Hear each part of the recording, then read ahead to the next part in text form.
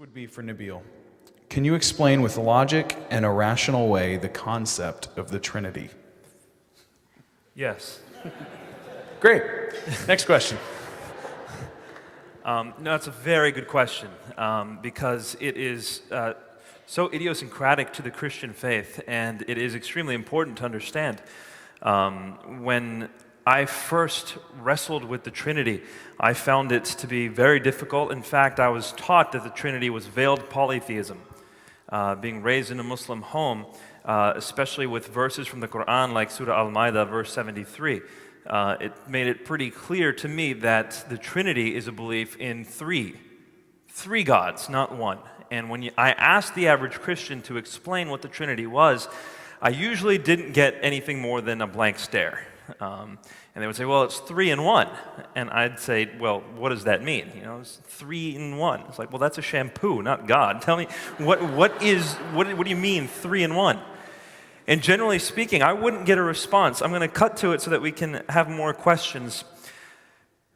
It's important to be able to articulate the doctrine of the Trinity if you believe in it. If you believe in it, be able to articulate it. Otherwise, you don't really know what you believe in, and you don't actually believe it. You want to believe it, but you don't know what it is.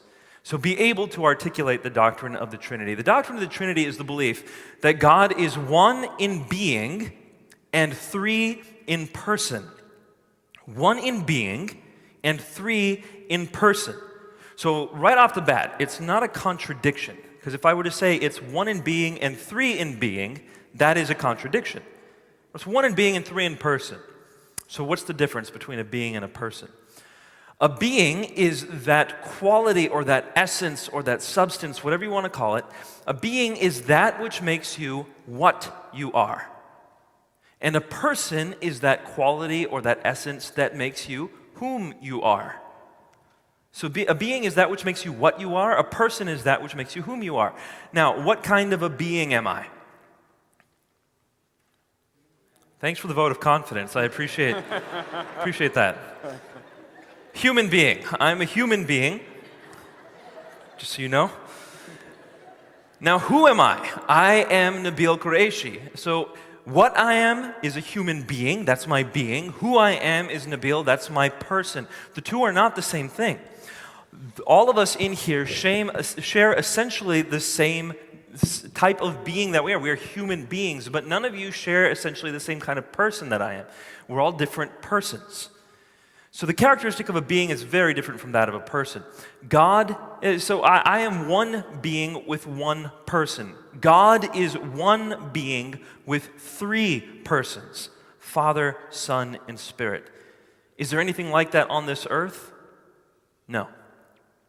But does that mean God cannot be one being in 3 persons? Absolutely. It means he can be that if that's what he is. There's no way we can know these deeper things about God apart from revelation. I do think that there is enough evidence in this world for us to conclude that God exists. I think it is the most rational conclusion. It's the most, it covers the most data, it makes the most sense, it fulfills, I think, the criterion of Occam's razor. I think it works. But how much can we know about God after that point? I think revelation is necessary to know the deeper things about God, and this is one of them, that God is 3 in 1.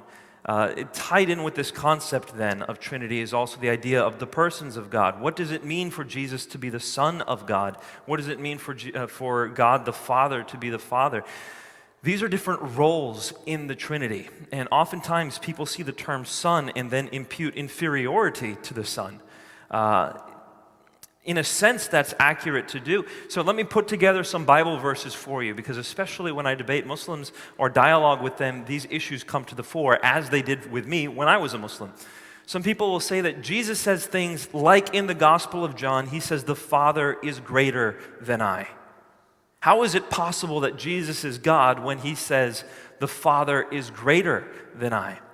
And I would answer that question by saying, in our organization, Uncle Ravi Zacharias, he is the CEO of the organization. He is greater than I am. I'm at the bottom of the totem pole, he's at the top. And right now I'm earning brownie points.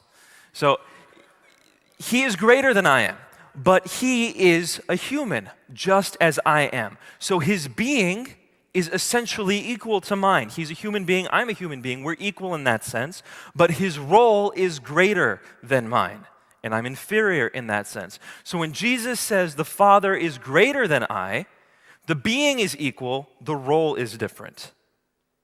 And this is how the Trinity all comes into focus when we start reading the Scripture. One last thing I want to close with is some people will say to me, but Nabeel, the Trinity is not present in the Old Testament.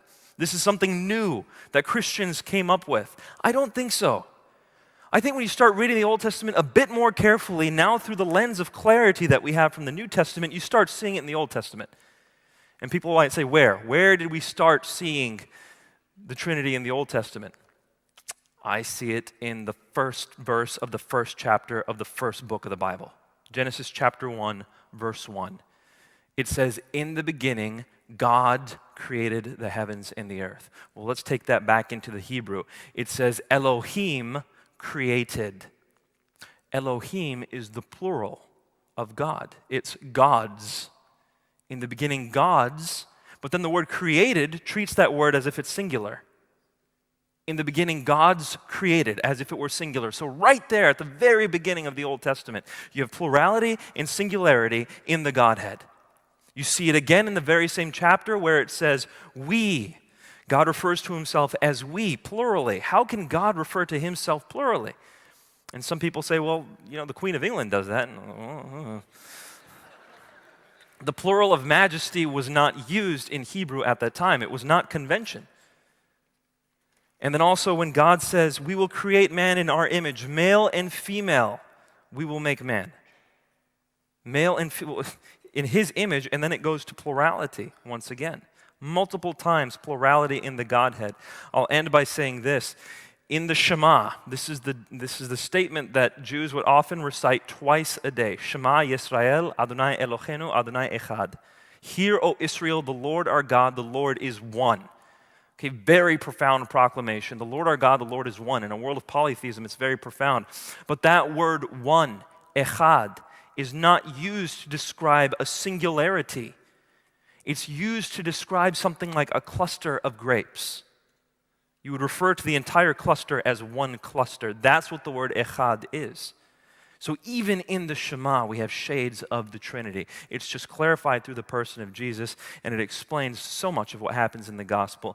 And I think, there's a lot more we could discuss here, but I think it's one of the most beautiful teachings about the depth of God's character and how he is unlike anything in this universe.